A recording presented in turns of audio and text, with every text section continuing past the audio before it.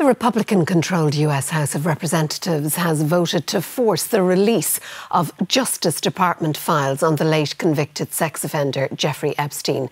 2 days after President Trump's U-turn, the vote passed by 427 votes to 1. The bill now goes to the Senate for consideration. A win for the victims of Jeffrey Epstein, who gathered at Congress to press their case. I am begging every member of Congress, every representative, to step up and choose the chaos, choose the survivors, choose the children, protect the children.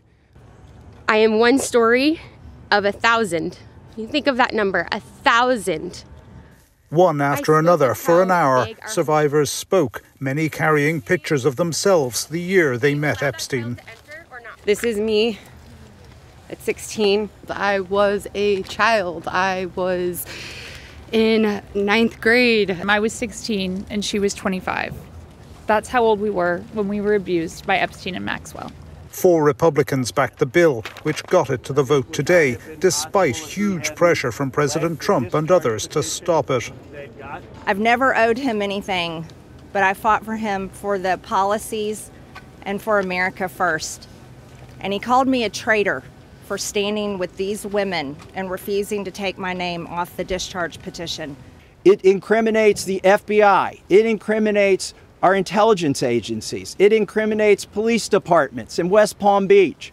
And that's what has been protected by this.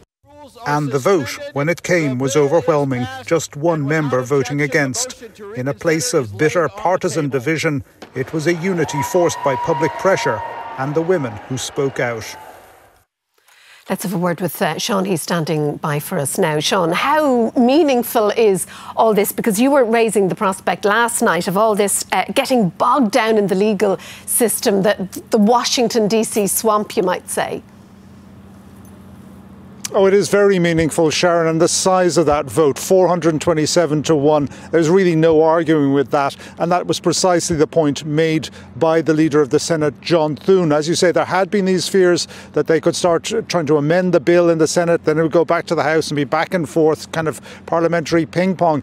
Doesn't look like it's going to happen. In the past few minutes, the Republican leader of the Senate has spoken and said that they will table it this week and it mightn't even go to a vote at all. If no member of the Senate objects, it will go through silently without a vote, a consensus bill. And then it will go to President Trump. And he will be the only person then who would stand in the way of releasing the Epstein files. And that will put massive pressure on the president. And that's precisely what this bill was intended to do. And now it looks like the framers of the bill and the women who've been pushing from the outside to get this piece of legislation onto the books are going to get their way. It will all be on President Trump whether we see these files or not. Sharon?